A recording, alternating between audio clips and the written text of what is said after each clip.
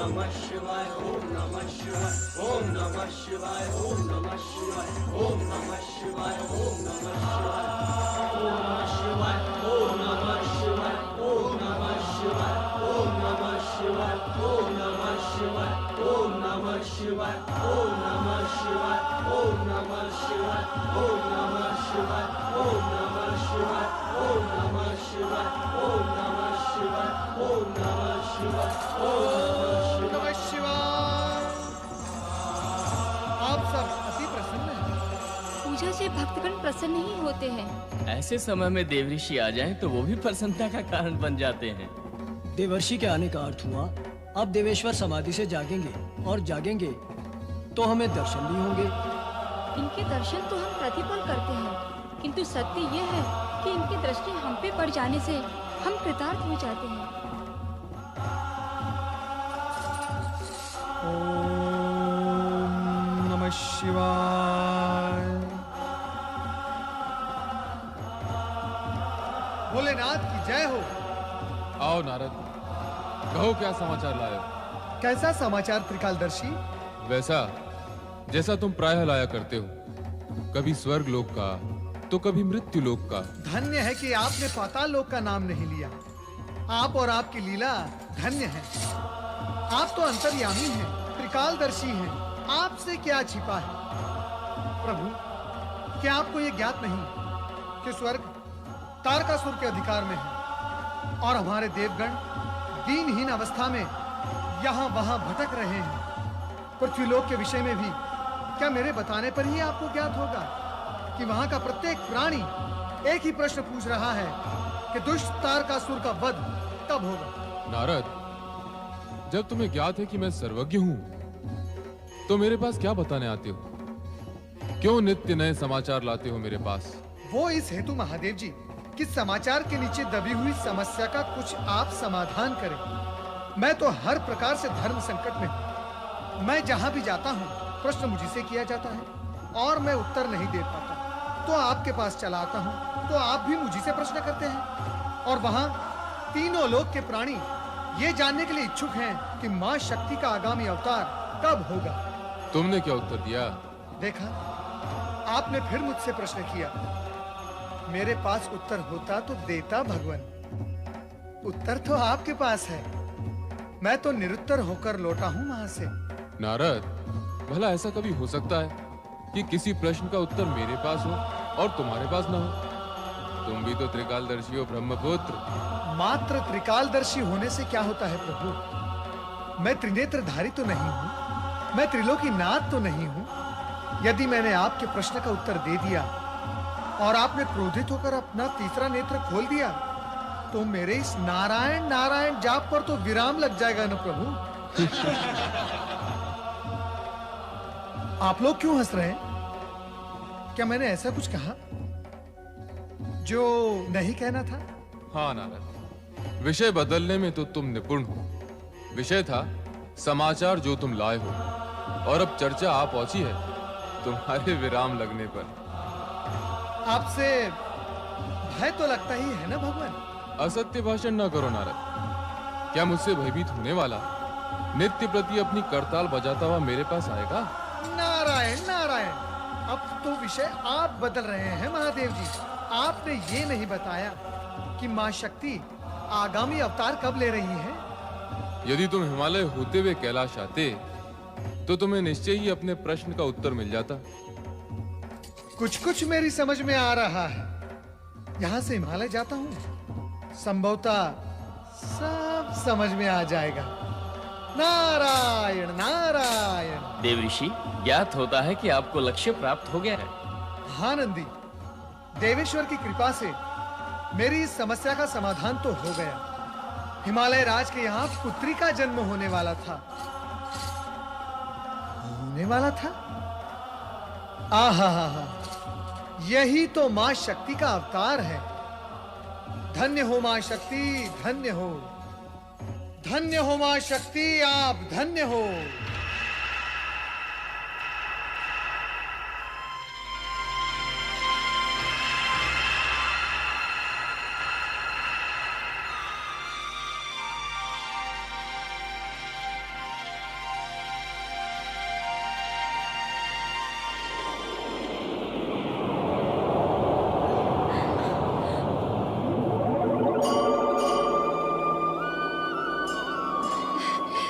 बधाई हो महारानी जी, बधाई हो।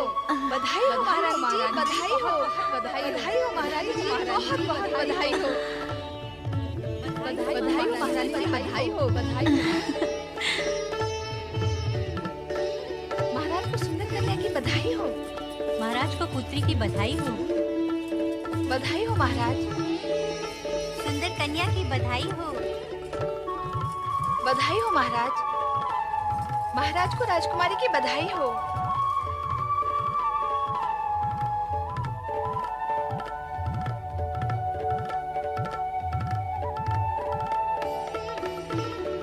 महारानी,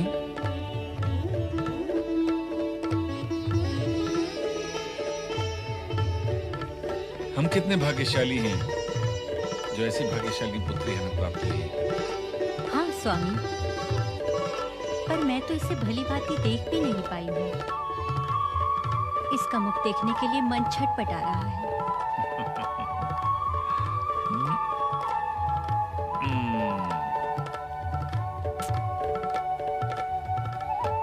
मैना रानी, ये तुम्हारी ही तो पुत्री है। इसे जब चाहे देखो, जितना चाहे देखो। अब तुम इसे देखो और मैं महामंत्री को इसके जन्मोत्सव का आदेश देकर अपनी प्रजा को भी अपनी प्रसन्नता में सम्मिलित करता हूं।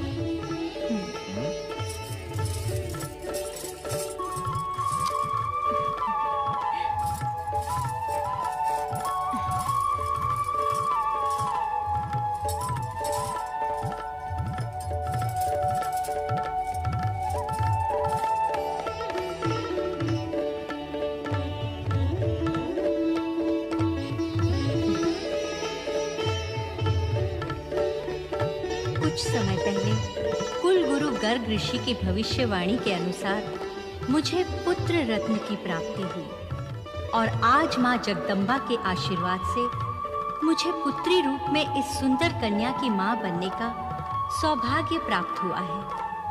कितनी सौभाग्यशालिनी हूँ मैं। आज मैं इतनी प्रसन्न हूँ जिसकी सीमा नहीं। सती और माँ शक्ति के वरदान स्वरूप ये सौभाग्यशाली दिन देखने को मिला है। आज मेरा स्वप्न पूर्ण हो गया है।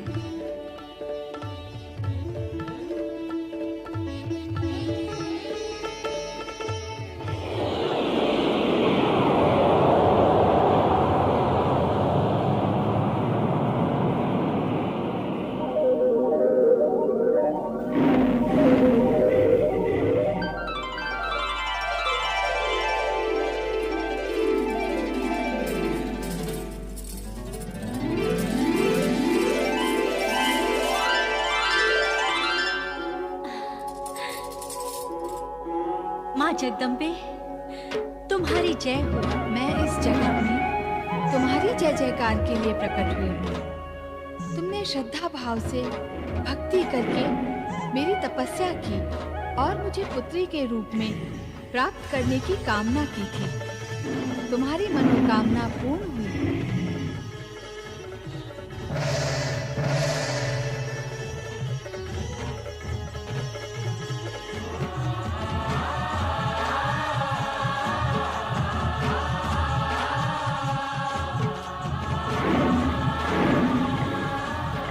देवी सर्वभूतेषु मातृरूपेण संस्थिता नमस्तस्यै नमस्तस्यै नमस्तस्यै नमो नमः।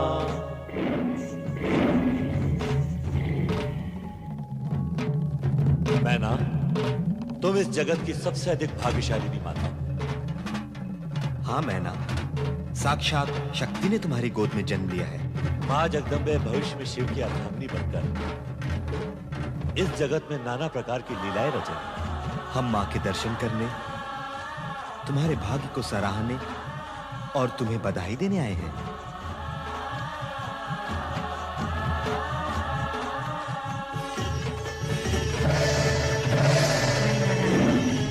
तुम्हारे द्वारा मेरी पूजा करना, मुझे पुत्री के रूप में प्राप्त करना और मेरा यहाँ जन्म लेना, ये सब कुछ पूर्व नियोजित और उद्देश्यपूर्ण है।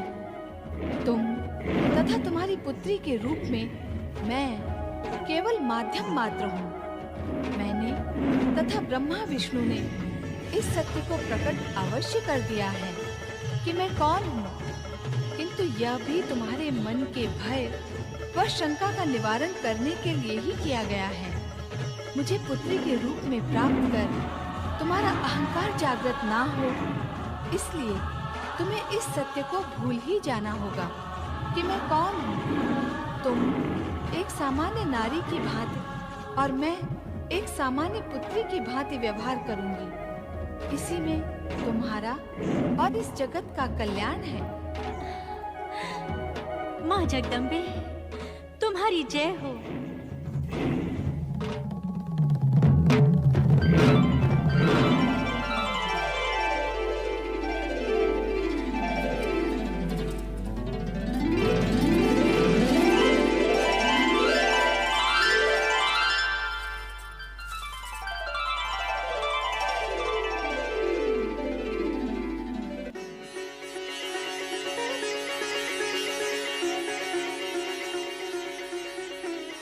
मेरी पुत्री,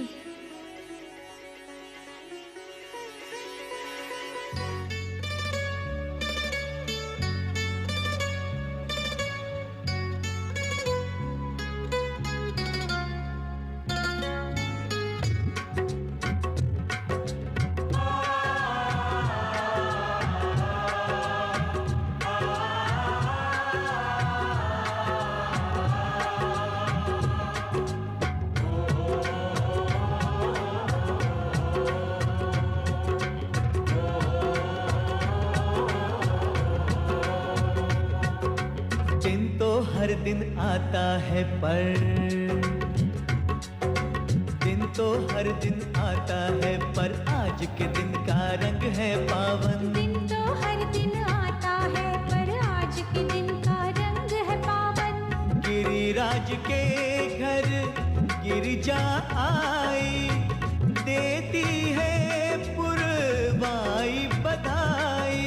देती है पुरवाई बधाई, देती है पुरवाई, देती है पुरवाई बधाई, देती है पुरवाई।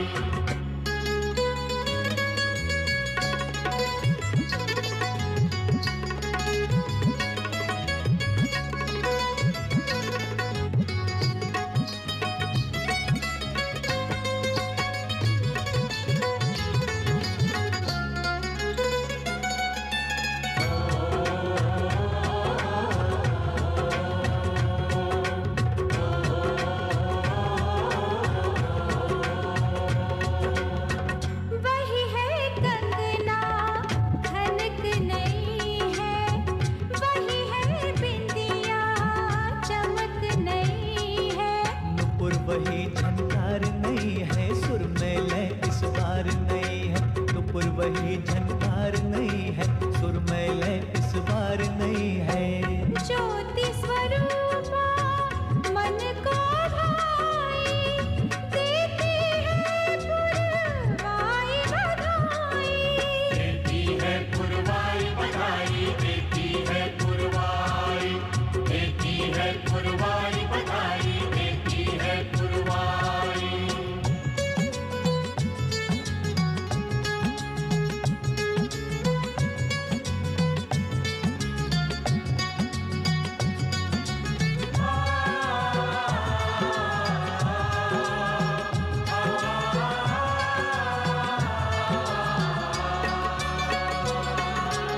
सूर्य देव जी हर्षाते हैं, चंद्र देव भी मुस्काते हैं। मन ही मन आनंदित होकर मंगल गान सभी गाते हैं। मन ही मन आनंदित होकर मंगल गान सभी गाते हैं।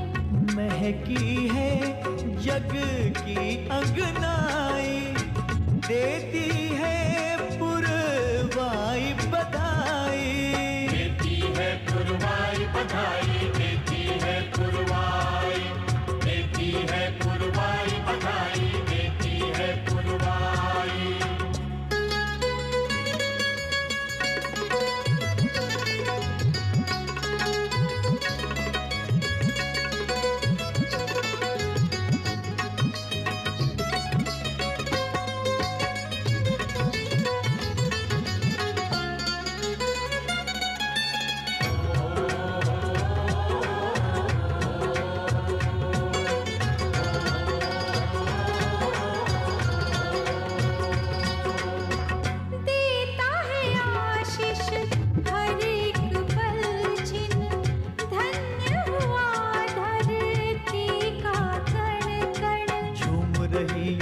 सभी दिशाएं, जैसे वो कोई पर्व मनाए। झूम रही यूं सभी दिशाएं, जैसे वो कोई पर्व मनाए। अंबर पे नई आभा छाई, देती है पुरवाई बधाई। देती है पुरवाई बधाई, देती है पुरवाई, देती है पुरवाई बधाई, देती है पुरवाई। दिन तो हर दिन आता है, पर आज के दिन का रंग है पावन। गिरिराज के घर गिरिजा आई, देती है पुरवाई बधाई। देती है पुरवाई बधाई, देती है पुरवाई, देती है पुरवाई बधाई, देती है पुरवाई, देती है पुरवाई बधाई, देती है पुरवाई, देती है पुरवाई बधाई, देती है पुरवाई। तारकासुर का वध आवश्यक था और इसके लिए आवश्यक था शिव के मन में राग वृत्ति का उत्पन्न होना। शिव लोक कल्याण के लिए तो तत्पर थे, किंतु इस मार्ग में उनका वैराग्य बाधक था। ऐसी स्थिति में शिव के ललाट पर एक स्वेद बिंदु उभरा और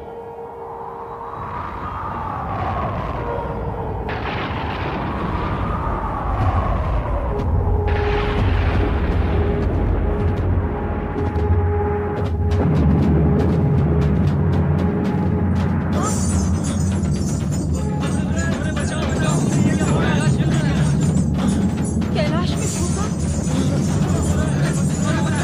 चलो स्वामी की शरण में चले। चलो शिव।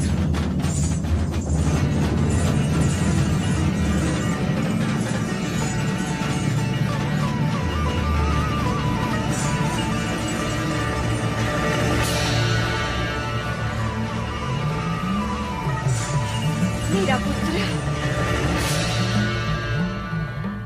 ये कौन बालक है? ये मंगल है, मेरा पुत्र। और आप कौन है देवी? अरे, मुझे अपना परिचय देना होगा। मैं हूँ पृथ्वी, धरती, जिसने तुम्हें धारण किया हुआ है। मंगल, मेरे पुत्र, मेरे लाल।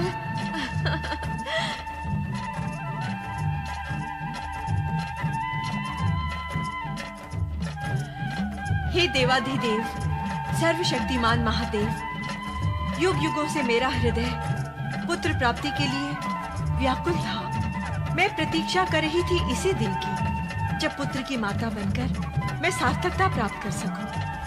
आपने ये पुत्र प्रदान कर मुझ पर महान उपकार किया है। हे सहन शक्ति की प्रतिमूर्ति धरा, मेरे तेज बिंदु से उत्पन्न ये पृथ्वी पुत्र मंगल के नाम से जग में प्रसिद्ध होगा। इसका नाम ही प्राणी मात्र के लिए कल्याणकारी होगा। मेरे लिए क्या आज्ञा है भगवान? तुम इस शिशु का स्नेह पूर्वक पालन पोषण करो। वो तो मुझे करना ही है देवेश्वर। माँ हूँ तो माँ का धर्म तो निभाना ही होगा। इसके अतिरिक्त मेरे लिए क्या आज्ञा है? समय आने पर सब कुछ स्वयं ज्ञात हो जाएगा। ओम नमः शिवाय।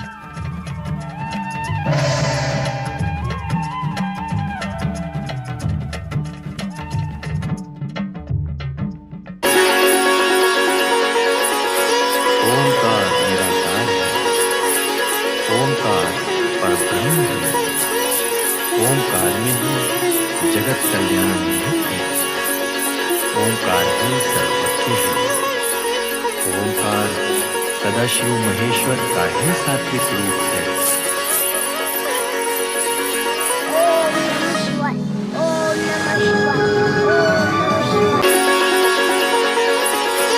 ओंकार निराकार है, ओंकार परब्रह्म है, ओंकार में ही जगत कल्याण निहित है, ओंकार ही सर्वज्ञ है, ओंकार सदाशिव महेश्वर का ही सात्विक रूप है।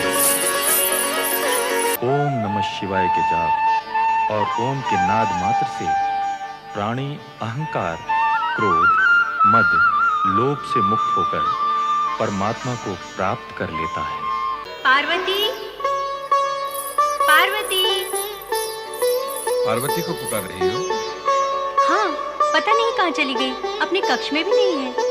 महारानी, तुम तो पार्वती को ऐसे पुकार रही हो जैसे वो 2 साल की नन्ही सी बच्ची हो, और चिंता ऐसे कर रही हो जैसे प्रातः काल से उसे देखा ही ना हो।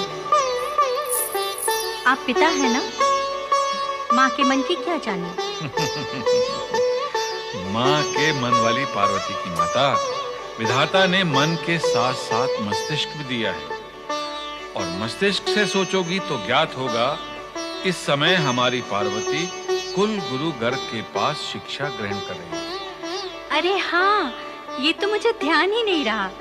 पार्वती इस समय अध्ययन कर रही होगी और कुल गुरु गर्ग उसे शिक्षा दे रहे होंगे। अब तो ध्यान आ गया ना? गुरुदेव, सभी साधक ओम का जाप क्यों करते हैं? ओम सर्वव्यापक है। सर्वव्यापक क्या होता है? जो सब स्थानों पर विद्यमान है। कहाँ? ओम तो सभी स्थानों पर नहीं देखा, कभी नहीं देखा। ओम दिखाई देने वाली वस्तु नहीं है, समझने और ग्रहण करने वाली शक्ति है। शक्ति? कैसे ज्ञान होता है उस शक्ति का? प्राणी के जन्म से लेकर मरण तक ओम की शक्ति सत्य के रूप में उसके साथ रहती है। मेरे साथ भी? हाँ। आपके साथ भी? हाँ। किंतु गुरुजी, उस शक्ति का अनुभव भी तो कभी नहीं हुआ। जो इस पे विश्वास करते हैं उन्हें तुरंत होता है, पर ये ओम विश्वास न करने पर भी प्राणी का साथ नहीं छोड़ता। पर कैसे गुरुदेव? जीव जब बालक के रूप में मुख से सर्वप्रथम स्वर निकालता है तो वो आ उ माँ की ध्वनि निकालता है। आ उ माँ मिलकर ओम बनता है। जीव जब मृत्यु से पूर्व वृद्धावस्था में पहुंचता है तब भी उसकी पीड़ा से पीड़ित होकर आ उई मा रे अर्थात आ उ माँ से संयुक्त ओम बोलता है।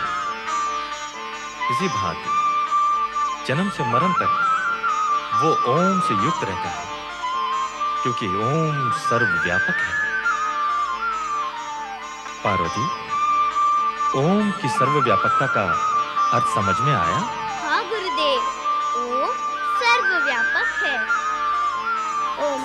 समय के साथ साथ जब तुम बड़ी हो जाओगी पार्वती, तब भी सदा स्मरण रखना, ओंकार आदिनाद है, आदि स्वर है, आदि ध्वनि है। पार्वती, तुम्हारी प्रसन्नता सदा शिव महेश्वर में ही निहित है, और महेश्वर का अक्षर स्वरूप ओंकार ही सर्वशक्तिमान है।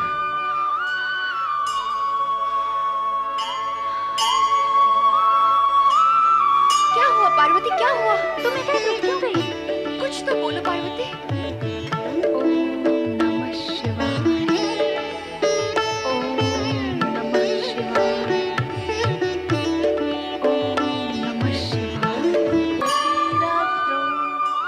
ग्रामांतरम न गच्छै, अर्थात रास्ता अच्छा होने पर भी रात हो जाने पर एक गांव से दूसरे गांव नहीं जाना है। स्वमुखात् लज्जाकरम दुःखकरम अमंगलकारी न कर्तव्यम, अर्थात अपने मुख से लज्जा लगे ऐसा अन्य को दुख देने वाला अमंगलकारी वार्तालाप नहीं करना है। सप्तपदी मनुस्तृत्य बर्तुर्ग्रहे सेवा कर्तव्या, अर्थात सप्तपदी का अनुसरण कर पति के घर पर सेवा करनी है। धन्य हो पार्वती, अपने अथक परिश्रम, लगन और माता सरस्वती की असीम कृपा से तुमने सभी अपेक्षित विषयों का संपूर्ण ज्ञान प्राप्त कर लिया है। तुम्हारा बुद्धि कौशल और तर्क शक्ति देखकर मैं अति प्रसन्न हो रहा हूँ। मुझे विश्वास है कि भविष्य में तुम जीवन में साफल्य प्राप्त करोगे। नारायण नारायण। प्रश्न प्रसन्नता की बात है कि देवी पार्वती की शिक्षा पूर्ण हुई। प्रणाम देवर्षि। पधारें देवर्षि। आपका पधारना सदा शुभ होता है। सदा तो नहीं मुनिवर, किंतु कभी कभी अवश्य होता है। जैसे आज देवी पार्वती की शिक्षा पूर्ण हुई। ये सब गुरुदेव की कृपा का परिणाम है। हाँ देवी, हाँ, मैं कहाँ इसे अपनी कृपा का परिणाम बता रहा हूँ। गुरु की कृपा के बिना ज्ञान प्राप्त होता ही नहीं। और देवर्षि की कृपा बिना संयोग भी तो नहीं बनता। कैसा संयोग मुनिवर? वर प्राप्ति का, विवाह का संयोग। मुनिवर, आप तो दूरदर्शी हैं। केवल दूरदर्शी, किंतु आप तो त्रिकालदर्शी हैं देवर्षि। नारायण नारायण। पिताश्री, क्या बात है पिताश्री? आपके श्रीमुख पर तो चिंता की रेखाएं उभर आई हैं। पुत्र के होते यदि पिता को चिंता करनी पड़े तो ये पुत्र के लिए बहुत दुख और लज्जा की बात है। कृपया अपनी चिंता का कारण बताएं। कुछ विशेष नहीं पुत्र मैना। संतान जब युवा हो जाए तो उसके भविष्य की व्यवस्था करने का विचार आना स्वाभाविक ही है, और ये विचार ही कभी कभी चिंता का विषय बन जाता है। किंतु पिताश्री, आपको मेरे विषय में चिंता करने की क्या आवश्यकता है? आप पर विधाता की कृपा है और मुझ पर आपका आशीर्वाद। मेरा भविष्य तो उज्जवल है ही। पुत्र जब आशा से परिपूर्ण हो तो पिता को विश्वास हो जाता है कि उसके पुत्र का भविष्य उज्जवल है। और मेनाक, तुम्हारे साथ साथ हमारी एक पुत्री भी है, तुम्हारी छोटी बहन। हाँ, पार्वती। आप उसके विषय में चिंता कर रहे थे? हाँ, हम उसके लिए चिंता कर रहे थे और तुम्हारे लिए विचार। पार्वती अब बड़ी हो गई है, उसके लिए योग्य वर भी तो खोजना है। और मेरे लिए किस खोज पर विचार कर रहे थे पिताश्री? प्रजा के समर्थन पर। अर्थात तुम युवा हो गए हो मैना। कहते हैं पुत्र की ऊंचाई जब पिता के समान हो जाए तो उसका दायित्व बढ़ जाता है, विशेषकर राजपुत्र का। इस पर्वत प्रदेश पर राज्य शासन करते करते हम थक गए हैं और चाहते हैं कि इसकी बागडोर अब तुम संभालो। तुम युवराज हो, धर्म, नीति, परंपरा के अनुसार अब इसके शासन का उत्तरदायित्व तुम पर है। आप निश्चिंत रहें पिताश्री, मैं सदैव आपके मार्गदर्शन में आपकी आज्ञा और आदेश का पालन करता रहूंगा। मुझे तुमसे यही आशा थी पुत्र। विधाता तुम्हें सामर्थ्य और शक्ति प्रदान करे। अब मैं आज्ञा चाहूंगा पिताश्री। अवश्य पुत्र।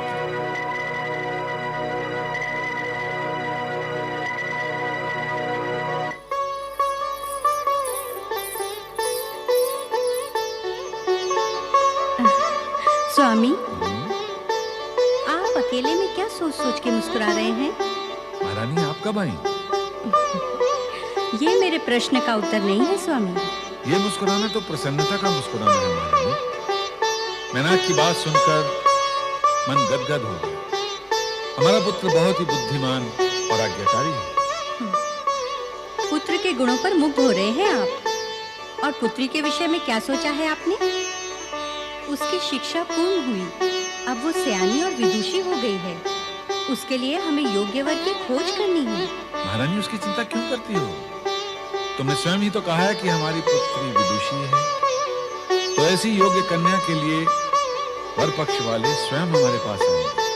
नारायण नारायण। हिमालय राज, आप तो ज्योतिष विद्या के भी ज्ञाता है। आपका स्वागत है देवर्षि। मेरा नमन भी स्वीकार करें देवर्षि। कल्याण भो। आइए देवर्षि। देवर्षि, आपने हमें ज्योतिषी कैसे बना दिया? ये गुण तो आपका है। महाराज, भविष्यवाणी जो अभी अभी आपने की है कि वरपक्ष वाले स्वयं आपके द्वार पर आएंगे। क्या ये संभव है? क्या ये सत्य हो सकता है? महाराज, आपको अपने ही कथन पर संदेह हो रहा है? आपने किसी न किसी विश्वास के आधार पर ही तो कुछ कहा होगा ना? पार्वती की बुद्धिमत्ता के बल पर ही मैं समझता हूँ देवऋषि कि उसे निश्चय ही सुयोग्य वर मिलेगा। फिर भी माता पिता को चिंता लगी ही रहती है। अब आप ही पार्वती के भविष्य के बारे में बताएं। आप दोनों की चिंता व्यर्थ है। पार्वती का भविष्य उज्जवल ही उज्जवल है। जब तक योग्य वर की खोज पूर्ण नहीं होती तब तक चिंता तो स्वाभाविक ही है ना देवऋषि। ऐसा वे ही करते हैं जिन्हें विधाता के लेख पर विश्वास नहीं होता। कन्या के भाग्य का लेख तो उसके जन्म के पूर्व ही लिख दिया जाता है। आप दोनों ये सत्य मान ही ले कि आपकी पुत्री पार्वती भाग्यशाली कन्या है। माताश्री, पिताश्री प्रणाम। सदा सुखी रहो पुत्री। देवर्षि को भी प्रणाम। देवऋषि, आपने पार्वती को आशीर्वाद नहीं दिया। हाँ, हाँ, पार्वती का सुहाग सदा अमर रहे। देवऋषि, आप तो ज्ञानी और भविष्यवक्ता हैं। कृपया हमें बताएं कि हमारी पार्वती का वर कौन होगा? कौन होगा? ये प्रश्न तो बालकों जैसा है जिसका उत्तर देना संभव नहीं, क्योंकि समय से पहले सत्य का उद्घाटन करना केवल विधाता के ही हाथ में है।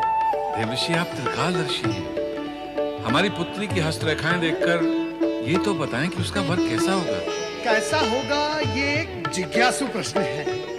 उसके लिए उत्तर की अनेक संभावनाएं हैं। आप वही बताइए देवऋषि।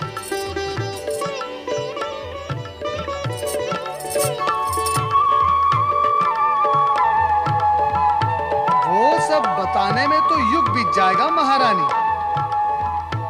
युग बीत जाएगा? वर में असंख्य गुण हैं। कहां तक गणना करूंगा? प्रश्न यही है कि वर कैसा होगा।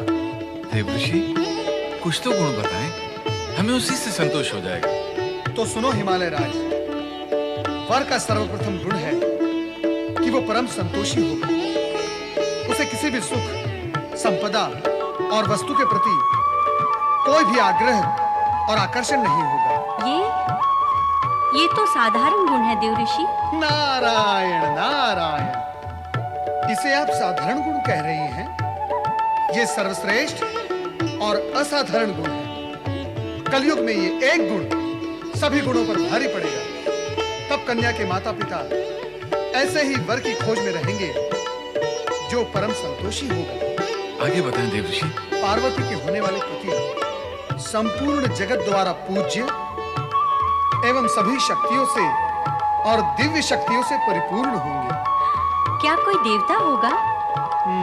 संभव है, संभव है, क्योंकि तनिक सी प्रशंसा से प्रसन्न होने वाले हैं। अर्थात प्रशंसा प्रिय होगा। हिमालय राज, प्रशंसा उसी की होती है जो उसके योग्य होता है। उचित कहा आपने। और नारायण नारायण, कहा था ना मैंने, उनके गुणों की गणना करते करते युग बीत जाएंगे। अब तक मैंने इतने गुण बताए, क्या संतुष्टि नहीं हुई? क्या ये पर्याप्त नहीं है?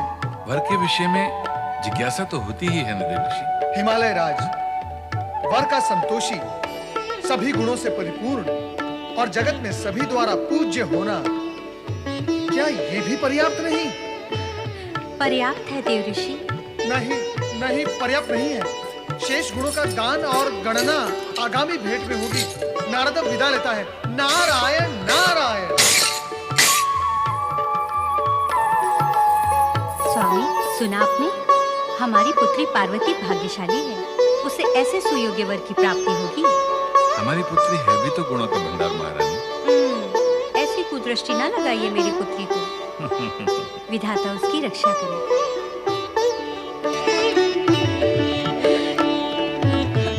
पार्वती, अब कुछ बोल ना, गूंगी बनी क्यों खड़ी है? अरे जया, कैसी निर्बुद्धि है तू? गुड़ खाकर भी गूंगा कभी कुछ बोलता है क्या? हाँ रे, गुड़ का मीठा मीठा स्वाद और आनंद भीतर ही भीतर लेता है। बहुत बोलने लगी हो तुम दोनों। ठीक है, अब हम कुछ नहीं कहेंगे, तू ही बोल। अच्छा, ये बता, देवर्षि ने हमारे होने वाले जीजा के कौन-कौन से गुण बताए हैं? क्या-क्या बताया उन्होंने? तेरा विवाह कब होगा? वो कौन सी घड़ी होगी जब हमें तुम्हारे वियोग का दुख झेलना होगा? चल रे मूर्ख, ऐसे भी कोई पूछता है क्या? ये पूछ के दुल्हा राजा कब आएंगे और हमारी सखी पार्वती को दुल्हन बनाकर कब ले जाएंगे? जाओ, मैं तुम दोनों से बात नहीं करती। हाँ रे हाँ, अब तुझे समय भी कहाँ मिलेगा हमसे बात करने का? अब तो तू मन ही मन उनसे बात करती होगी। जया, अब तो हम दोनों ही बातें किया करेंगे। और उपाय भी क्या है? अभी से अभ्यास कर लेते हैं।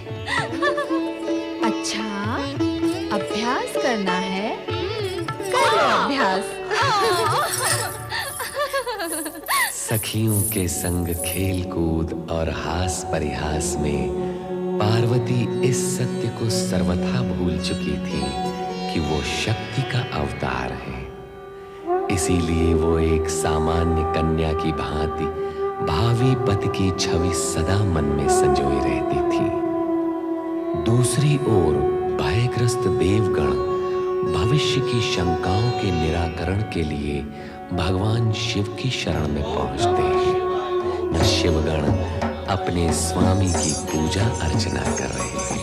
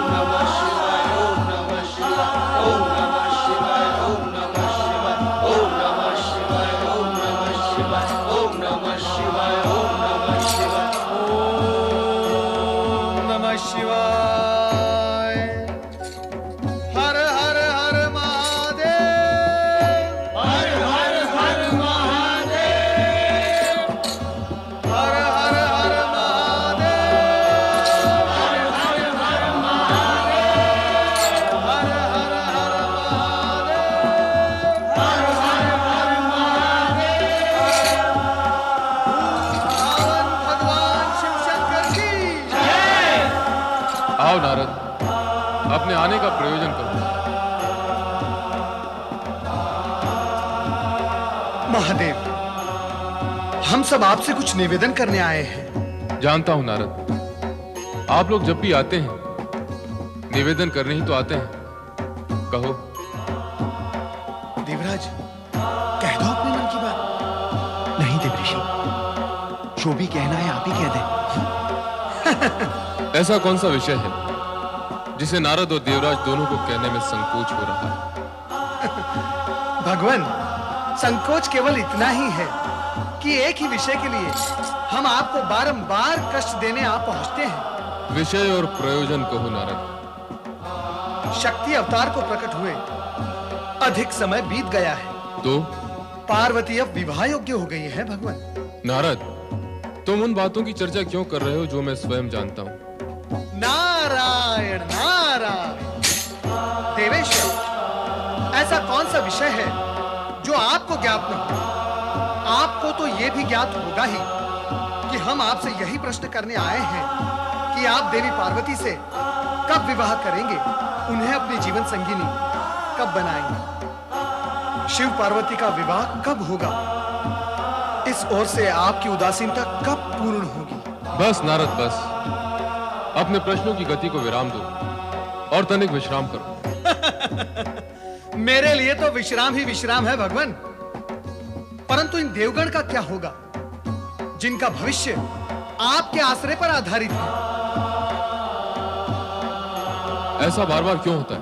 कैसा भगवान? देवगण को आश्रय की आवश्यकता पड़ती है। ये सब प्रतिकूल परिस्थितियों का परिणाम है देवादिदेव। केवल प्रतिकूल परिस्थिति, प्रतिकूल आचरण नहीं? महादेव, प्रतिकूल परिस्थितियां अथवा आचरण जो भी था, उसका परिणाम तो इन लोगों ने भोगा ही है भगवान। किंतु अब कष्ट से मुक्ति का विचार करना है। मात्र विचार करने से कार्य नहीं होता नारद, हर कार्य का नियत समय होता है। उस समय का समय कब आएगा भगवान, ये बता दे तो उचित होगा। नारायण नारायण। इस समय इस प्रश्न का उत्तर देना आवश्यक नहीं। तो हम पुनः कब आएं देवाधिदेव? उसकी क्या आवश्यकता है? अनावश्यक प्रश्नों का हल पूछने हेतु आप बार बार यहाँ आते हैं और हमारा ध्यान भंग करते हैं, बार बार हमारी समाधि में विघ्न डालते हैं। जो घटित होने वाला है वो समय आने पर अवश्य घटित होगा, कोई भी शक्ति उसे रोक नहीं सकती। आप सभी का उद्विग्न होना व्यर्थ है। धैर्यपूर्वक समय की प्रतीक्षा करें। किंतु भगवान नारद, तुम्हारे इस किंतु परंतु का तो कोई अंत ही नहीं। तुम देवगण को धैर्य धारण करने में सहयोग दो।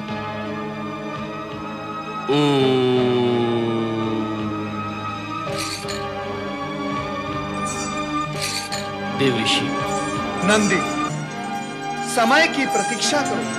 परंतु देवऋषि। देवराज इंद्र, शिवाज्ञा मानकर धैर्य धरो। नारायण नारायण।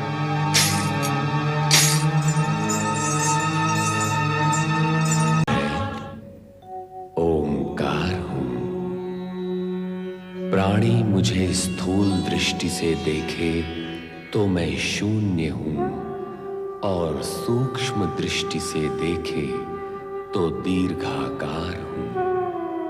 मैं ओंकार हूं।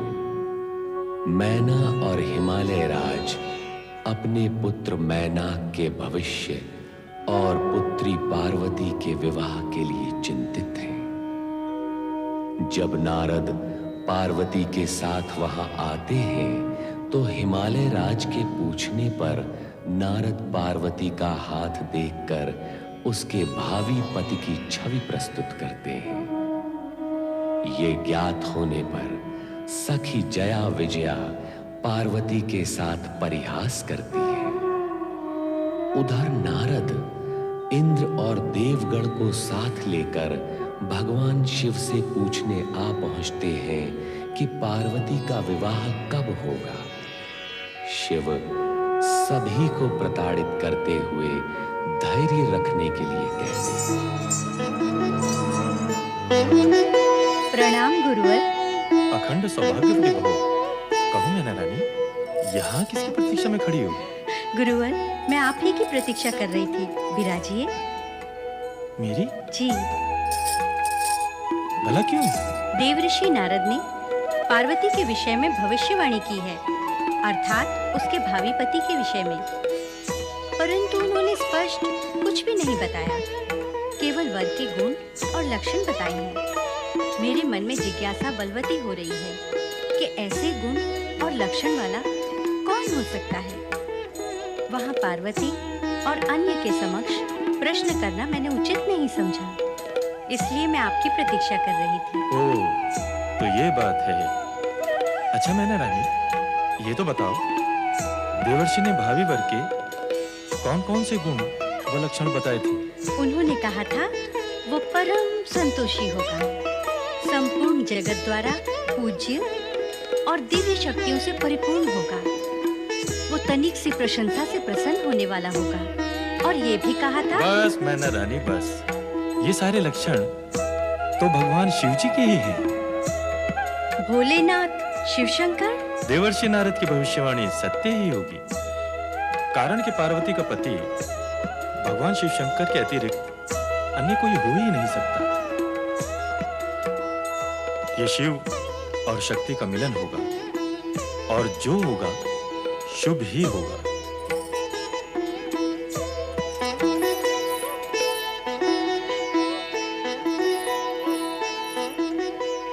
क्या हुआ महारानी? कहाँ क्या हुआ? तुम्हारे मुख पर और कहाँ? चिंता की रेखाओं ने तुम्हारे मुख को घेर लिया है। स्वामी, मैं आप ही के पास आ रही थी। मैं आपके पास आ गया। कहो क्या बात? देवऋषि नारद ने पार्वती के भावी वर के विषय में जो गुण और लक्षण बताए थे, वो स्मरण है आपको? हाँ, स्मरण तो है। महर्षि गर्ग बता रहे थे कि वो सारे गुण और लक्षण भगवान शिव के हैं। भगवान शिव के गुण? क्या महर्षि गर्ग ने ऐसा कहा? हाँ स्वामी, मेरा मन तो भावी आशंका से आशंकित हो रहा है। भला एक राजकुमारी का पति एक योगी कैसे हो सकता है? आप हंस रहे हैं? हाँ महारानी, दुख और चिंता का कोई भी कारण नहीं है। सत्य तो यह है कि भगवान शिव के विषय में हमारा ज्ञान अपूर्ण है, और जब तक ये ज्ञान पूर्ण नहीं हो जाता, जब तक भगवान शिव का पूर्ण विवरण नहीं मिल जाता, तब तक हमें धैर्य पूर्वक प्रतीक्षा करनी होगी। चलो देवी, आओ। चलो।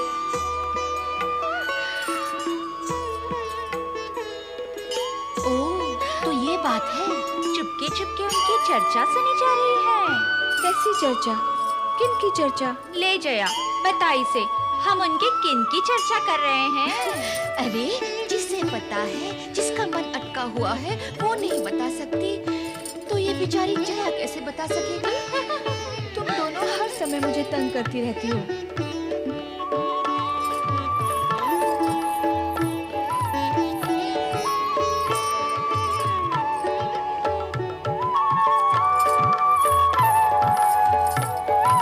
देख नहीं सकी, पार्वती को हर समय तंग करना भला नहीं है। ठीक है, भविष्य में हम हर समय नहीं, कभी-कभी तंग करेंगे, क्यों? ठीक है ना? फिर वही। अरे क्या फिर वही? भीतर मन में तो लड्डू फूट रहे हैं और ऊपर से स्वांग रच रही हो। सखियों से मन की बात छिपाना अच्छी बात है क्या? बोलना अच्छी बात है क्या? नहीं, तो फिर बताना। क्या? मन की बात? क्या बात? फिर लगी स्वांग करने। देखो, हम उनकी बात कर रहे हैं जो भविष्य में बारात लेकर आएंगे और तुम्हें यहाँ से ले जाएंगे। वो कैसा सुखद क्षण होगा जब मुझे ले जाने के लिए मेरे आराध्य भोलेनाथ आएंगे। मैं उस क्षण की, वो अपने आराध्य भोलेनाथ की प्रतीक्षा करूंगी। आपने मुझे बुलाया भगवान? हाँ नंदी। आज्ञा करें प्रभु। नंदी, यहाँ कैलाश पर हम एक भाव से समाधि में नहीं बैठ सकते। क्यों भगवान? देखते नहीं, कभी नारद तो कभी इंद्र और देवगण आकर हमारी समाधि में विघ्न डालते रहते हैं। वे तो आपकी कृपा प्राप्ति के हेतु आते हैं भगवान। नंदी, जो कृपा के योग्य होते हैं उन्हें हमारे पास आने की आवश्यकता नहीं, हम स्वयं उनके पास पहुंच जाते हैं। रहे नारद, वे यहाँ कृपा प्राप्ति हेतु नहीं, कृपा दिलवाने हेतु आते हैं। प्रभु, सभी आपकी महिमा का गान करते हैं। किंतु नंदी, यदि हम ध्यान नहीं लगाएंगे तो कृपा और महिमा का अर्थ समाप्त हो जाएगा। आज्ञा करें प्रभु, क्या करना है? हमने कैलाश त्यागने का निश्चय कर दिया। कैलाश का त्याग? किंतु भगवान, आपके बिना मैं कैसे रह सकूंगा? चिंता ना करो नंदी, तुम भी हमारे साथ चलोगे। जो आज्ञा भगवान। ध्यान रहे कि मेरे साथ केवल तुम आ रहे हो, अन्य कोई गण नहीं। और कोई भी नहीं आएगा साथ में? आना क्या, किसी को इस बात की सूचना भी नहीं होगी कि हम कहाँ गए हैं और कहाँ प्रवास कर रहे हैं। कब चलना है भोलेनाथ? अभी, इसी समय। आओ। पिताश्री, हमारे द्वारा आयोजित सर्व पर्वत सम्मेलन एक अनूठा सम्मेलन है, जिसमें सभी पर्वत सम्मिलित होंगे और वो हमारा प्रभुत्व भी स्वीकार करेंगे। पुत्र मैनाक, प्रभुत्व स्वीकार करवाने की चेष्टा को शुभ नहीं माना जाता। ऐसी चेष्टा करने वाले की आभा और प्रतिभा दोनों नष्ट हो जाती हैं। तो फिर सर्व पर्वत सम्मेलन के आयोजन का प्रयोजन क्या है? पारस्परिक सद्भाव, मैत्री और बंधुत्व की भावना को बढ़ाना। इस उद्देश्य की पूर्ति के लिए भी इस संगठन के अधिपति का चुनाव करना आवश्यक है पिताश्री। मैं तो चाहूंगा कि आपके नाम की पूर्व घोषणा कर दो कि आप ही इस सम्मेलन और संगठन के अधिपति हैं। मैनाक, तुम मेरे पुत्र हो, मुझसे शत्रुता क्यों करना चाहते हो? क्यों ऐसा कार्य करना चाहते हो जिससे मेरा लोक और परलोक दोनों नष्ट हो जाएं? ये आप क्या कह रहे हैं पिताश्री? मैं आपसे शत्रुता करूंगा? आपका लोक परलोक नष्ट करूंगा? ये विचार आपके मन में आया कैसे? आप मेरे पिता हैं, मैं आपका अहित करूंगा? नहीं पिताश्री, कदापि नहीं। देखो मैनाक, पिता अथवा पुत्र, यदि उन दोनों में से कोई भी अपने पिता या पुत्र के लिए अनुचित और अनाधिकार रूप से अनीति और अन्याय से प्रभुत्व, पद, अधिकार, संपत्ति या संपदा प्राप्त करना चाहता है तो वह लौकिक और पारलौकिक दोनों ही दृष्टि से पाप का भागी कहलाता है। दोनों को अंत में असहनीय पीड़ा सहनी पड़ती है। इसलिए पुत्र ऐसे प्रभुत्व, अधिकार व पद से दूर ही रहना चाहिए जो अनाधिकार रूप से प्राप्त किया जाए। महाराज की जय हो। कैलाशपति शिव का दूत नंदी आपसे भेंट करने की अनुमति चाहता है महाराज। कैलाशपति का दूत यहाँ? प्रतिहारी, उन्हें आदर सहित यहां ले आओ। जी महाराज। कैलाशपति शिव का दूत हमारे यहां किस प्रयोजन से आया है? भेंट करने पर ज्ञात हो जाएगा पुत्र।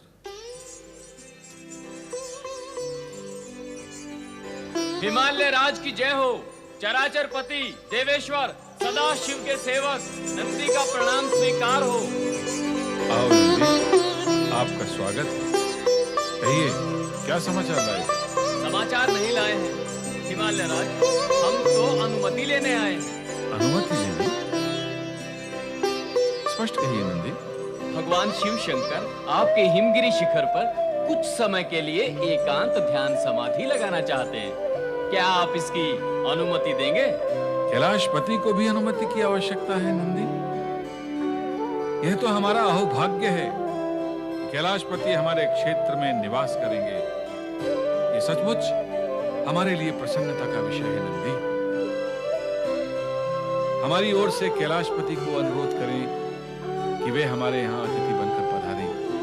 हमारा समूचा परिवार उनके दर्शन से धन्य हो जाए। धन्यवाद हिमालय राज। मैं आपका संदेश कैलाशपति तक पहुंचा दूंगा। प्रणाम।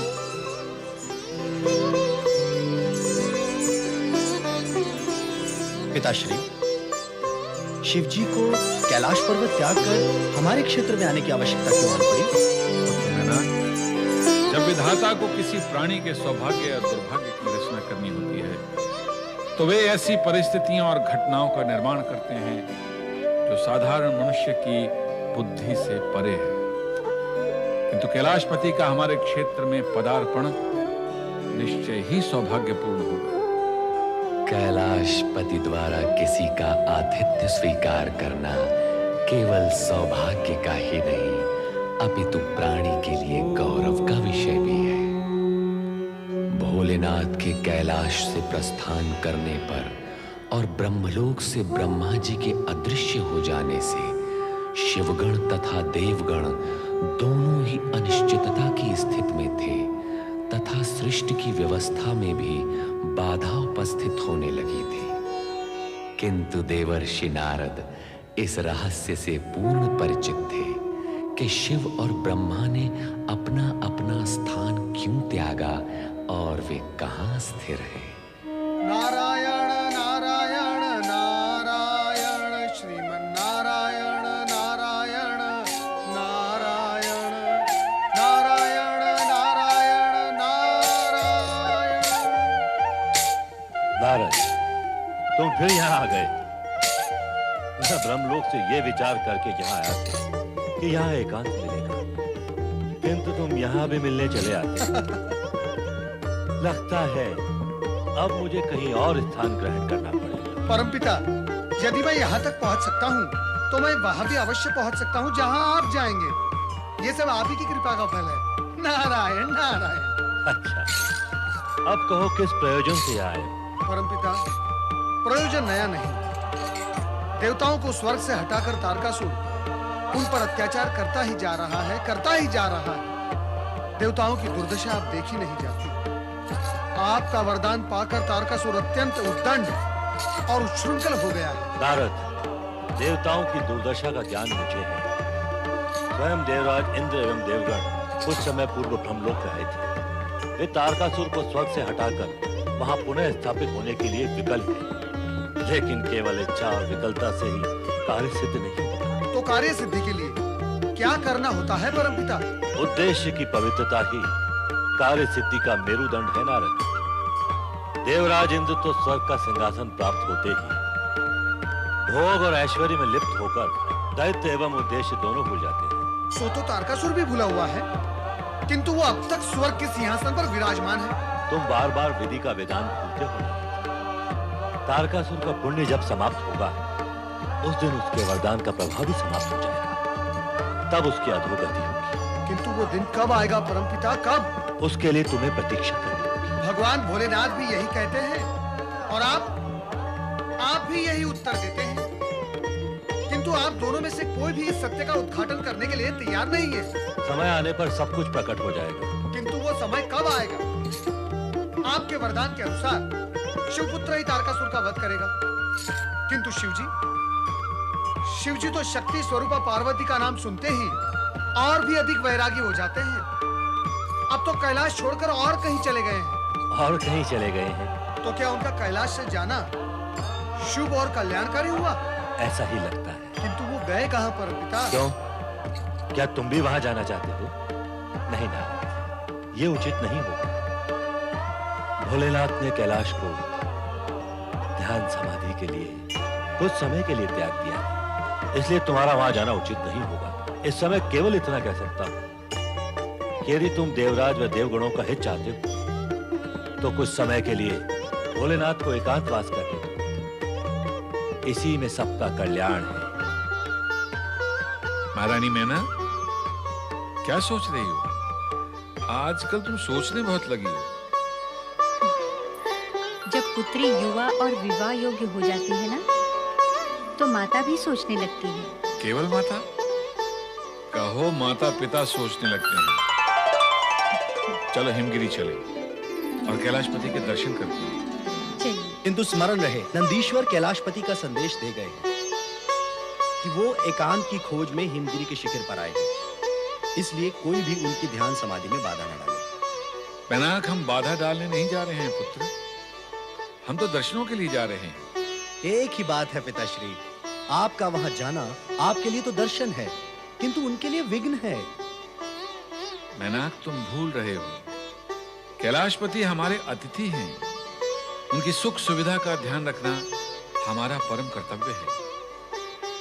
सत्य तो यह है कि हम उन्हें अपनी सेवाएं अर्पित करने जा रहे हैं, और इसे दर्शन कहना मातृभाषा की उत्कृष्टता है। मैं तो कहूंगा तुम भी हमारे साथ चलो और पार्वती को भी यहीं बुला लो। हाँ पुत्र।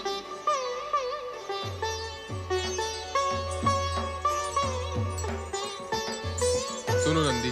आज्ञा करें प्रभु। तुम इस बात का पूर्ण रूप से ध्यान रखना कि कोई भी यहाँ आकर हमारी एकांत समाधि में विघ्न डालकर हमें बाधा न पहुंचाए। आप निश्चिंत रहें भोलेनाथ, मेरे होते हुए आपके समीप आने की कोई चेष्टा भी नहीं कर सकेगा। तुम कहते हो तो हम निश्चिंत हो जाते हैं।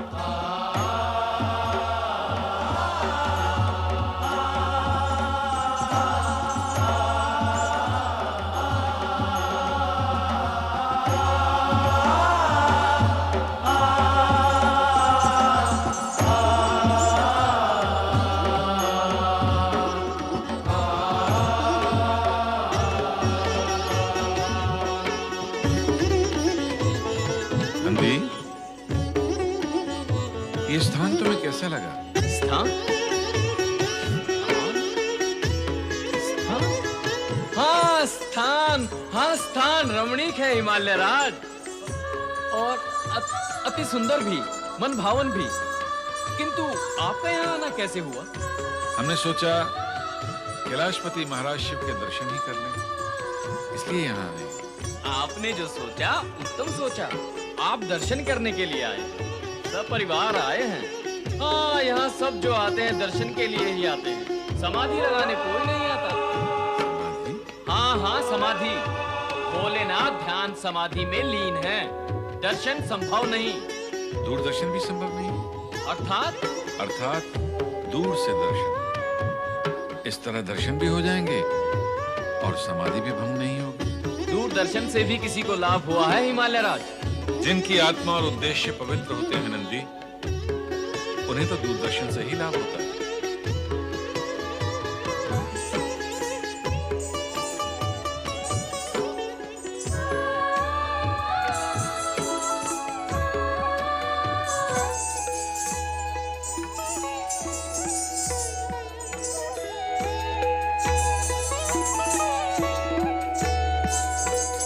अब दूरी से क्यों, समीप से दर्शन होंगे। आओ देवी, चलिए। आओ।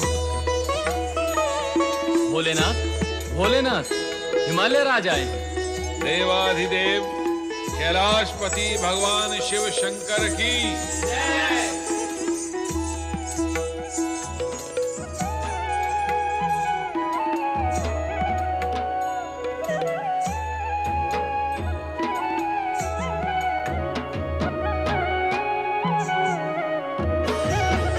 आदिशक्ति?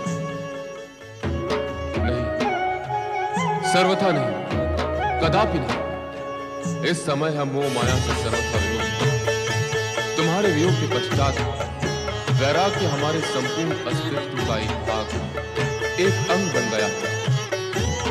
अब हम उस वैराग्य से दूर नहीं जाएंगे।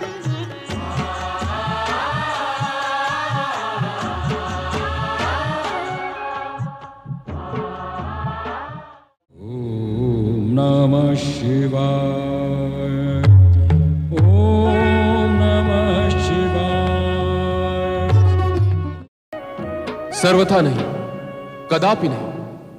इस समय हम मोह माया से सर्वथा विमुक्त हैं। तुम्हारे वियोग के पश्चात वैराग्य हमारे संपूर्ण अस्तित्व का एक भाग, एक अंग बन गया है। अब हम उस वैराग्य से दूर नहीं जाएंगे।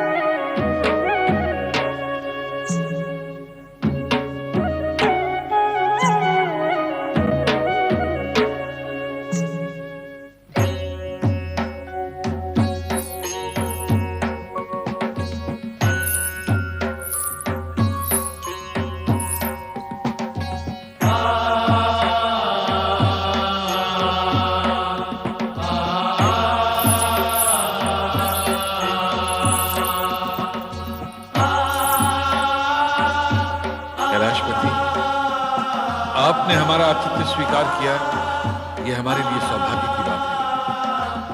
कृपा करके हमें आदेश दें कि हम आपकी सेवा सुविधा के लिए क्या कर सकते हैं। हिमालय राज, हम कैलाश त्याग कर एकांत की खोज में यहाँ आए हैं। हमें एकांत चाहिए, सेवा सुविधा नहीं। आपसे हमारा विशेष अनुरोध है कि इस ओर किसी को भी आने की अनुमति न दी जाए। जैसा आप चाहेंगे कैलाशपति, वैसा ही होगा। किंतु आपकी सेवा करने और आपके लिए सुविधा जुटाने से आप हमें वंचित न करें। आप हमारे अतिथि हैं और अतिथि की सेवा करना हमारा कर्तव्य है। आपकी सेवा से हमारे एकांत में बाधा पड़ेगी। ऐसी स्थिति में हमें इस स्थान त्याग कर किसी अन्य स्थान पर जाना होगा। नहीं कैलाशपति, हम अपने अतिथि को अप्रसन्न कदापि नहीं कर सकते।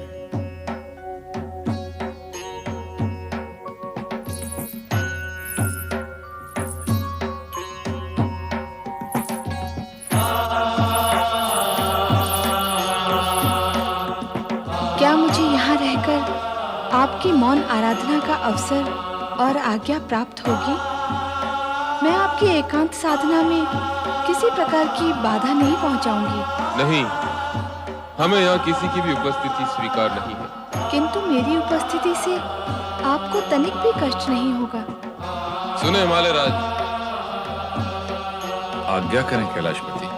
आप अपनी पुत्री को साथ ले जाना भूल गए, कृपया इन्हें भी साथ ले जाएं। आओ पुत्री पार्वती।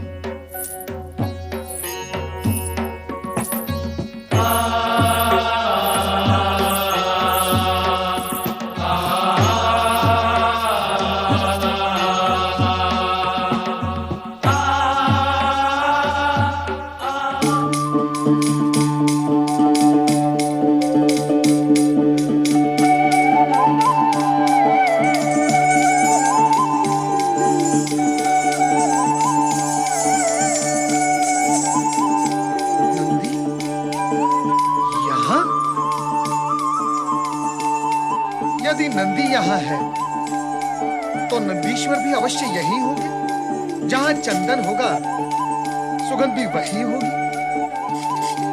तो भगवान शिव कैलाश से अदृश्य होकर यहां प्रवास कर रहे हैं। वैसे ब्रह्मदेव हो या महादेव, नारद की दृष्टि से दूर कैसे जा सकते हैं? और नारायण तो मनवाणी से भी कभी दूर नहीं जाते। नारायण नारायण नारायण नारायण। देवऋषि, आप यहाँ पर कैसे? क्यों नंदी, हमसे बचकर भाग रहे हो? मैं नहीं देवऋषि, वो तो भोलेनाथ। नंदी, तुम हो या तुम्हारे भोलेनाथ, नारद की दृष्टि से दूर नहीं जा सकते। अच्छा नंदी, हमें ये बताओ कि तुम और भोलेनाथ कैलाश से अदृश्य क्यों हो गए? ये तो भोलेनाथ ही जाने। नारायण नारायण, तुम भी तो कुछ जानते होगे नंदी। कहीं ऐसा तो नहीं कि वैराग प्रकट करने वाले भगवान भोलेनाथ के मन में अब अनुराग जाग गया हो और इसी कारणवश पार्वती का सामीप्य पाने हेतु वो यहाँ आ गए हो? ये सब मुझे कैसे ज्ञात होगा देवऋषि? तो फिर मैं पूछकर ज्ञात कर लेता हूँ ना। अरे मुझ पर कृपा करें देवऋषि, आप उस ओर ना जाएं। भगवान भोलेनाथ समाधि में लीन है, वो किसी से मिलना नहीं चाहते। मुझसे भी नहीं। नारायण नारायण। अरे नंदी, मैं उनका परम भक्त हूँ।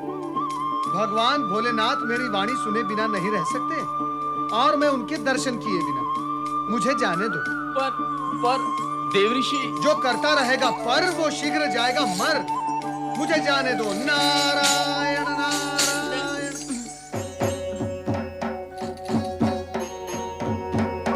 ओम नमो भगवते रुद्राय।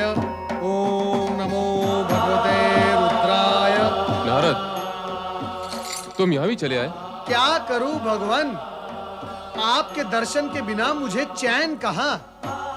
भगवान, आप मुझे यह बताने की कृपा करें कि आप कैलाश त्याग कर यहां क्यों आ गए? हम एकांत खोजने यहाँ आए हैं और तुम हमारे एकांत में विघ्न न डालो।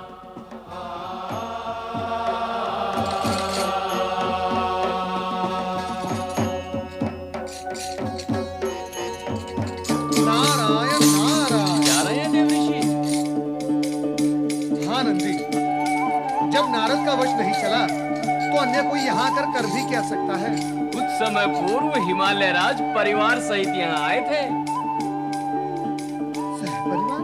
हाँ, हिमालय राज के साथ उनकी पत्नी मैना रानी, उनका पुत्र मैनाक तथा उनकी पुत्री पार्वती भी थी।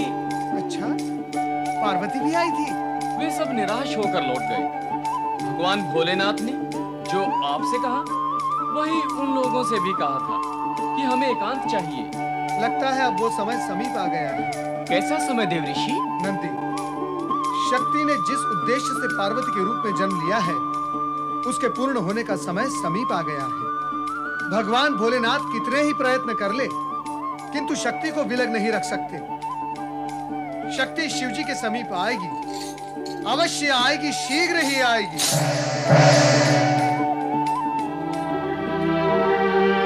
नहीं, हमें यहाँ किसी की उपस्थिति स्वीकार नहीं। हिमालय राज, आप अपनी पुत्री को साथ ले जाना भूल गए हैं।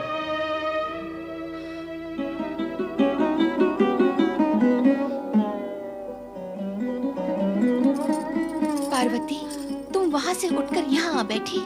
जब तुम वहाँ से यहाँ आ सकती हो तो क्या हम वहाँ से यहाँ नहीं आ सकते? क्यों तंग कर रही हो? मुझे ये सब अच्छा नहीं लगता। क्या बोलती हो पार्वती तुम? हम तुम्हारी सखियां हैं, क्या हम तुम्हें तंग करेंगे? हमारी चेष्टा तो यही रहती है कि हम वही करें जो तुम्हें अच्छा लगता हो। अच्छा, अब बताओ क्या हुआ था जब तुम हिमगिरी शिखर पर गई थी? क्या बताऊं? भोलेनाथ किसी को भी अपने सम्मुख देखना नहीं चाहते। उन्हें एकांत चाहिए, एकांत।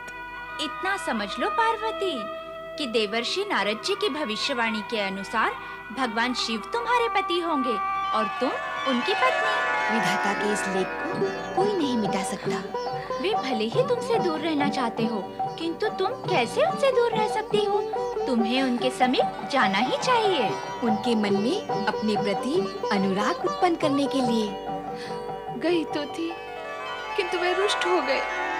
तुम दोनों ने भी देखा था। हो सकता है तुम्हारे पुनः जाने पर वो पुनः तुमसे रुष्ट हो जाए। तो क्या मैं बार बार जाकर उन्हें रुष्ट करती रहूं? नहीं सखी, ऐसी बात नहीं है। सत्य तो ये है कि प्रिय को प्राप्त करने के लिए प्रिय के प्रत्येक वस्तु को प्रिय मानना पड़ता है। यहाँ तक कि प्रिय के क्रोध को भी प्रिय मानना पड़ता है।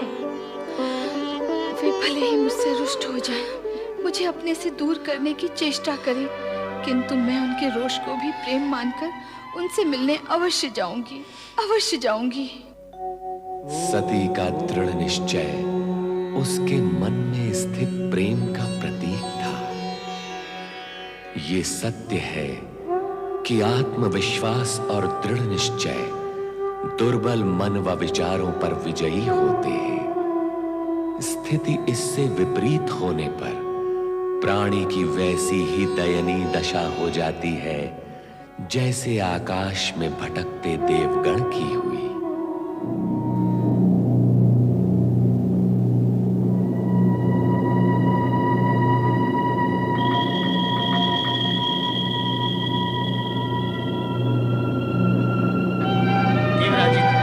सुना है भगवान शिव कैलाश से अज्ञातवास के लिए चले गए।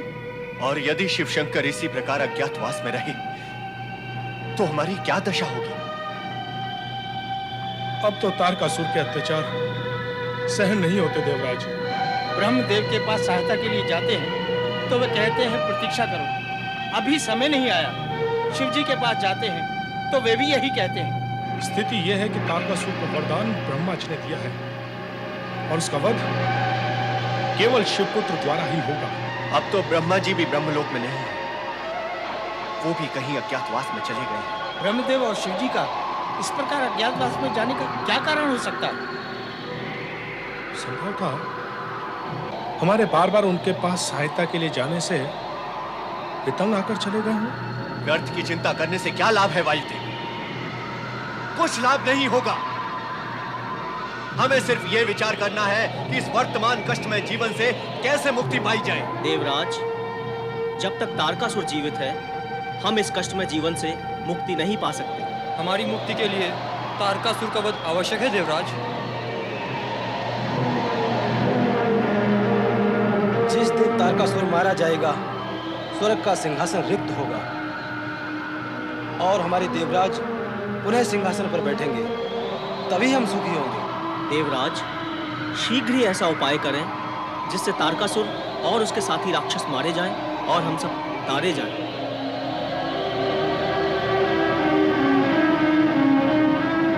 क्या उपाय किया जा सकता है सूर्यदेव? ब्रह्मदेव और महादेव से मिलने की दूर दूर तक कोई संभावना नहीं। पता नहीं ब्रह्मदेव क्यों इन राक्षसों को ऐसे ऐसे वरदान दे डालते हैं जो हमें ही कष्टों के कूप में डाल देते हैं। अनेक बार ऐसा हुआ है। जब भी ब्रह्मदेव ने किसी राक्षस को वरदान दिया है उसने देवताओं पर अत्याचार अवश्य किया है। मेरा विचार है कि हमें ब्रह्मदेव का स्मरण कर उनसे प्रार्थना करनी चाहिए कि वे शीघ्र ही तारकासुर के वध की व्यवस्था करें। अरे दुष्टों, हमारे स्वामी के विरुद्ध षड्यंत्र रच रहे हो। तुम उनका वध करना चाहते हो, इससे पहले कि हम तुम्हारा वध कर देंगे। ले चलो इन्हें, ले चलो तारकासुर के पास।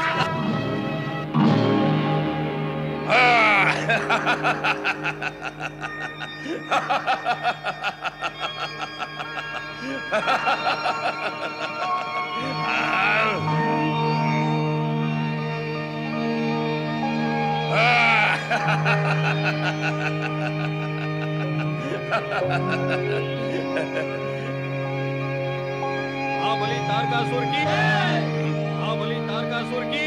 कौन है वो दुष्ट बलि तारकासुर की जो हमारे रंग में भंग कर रहा है?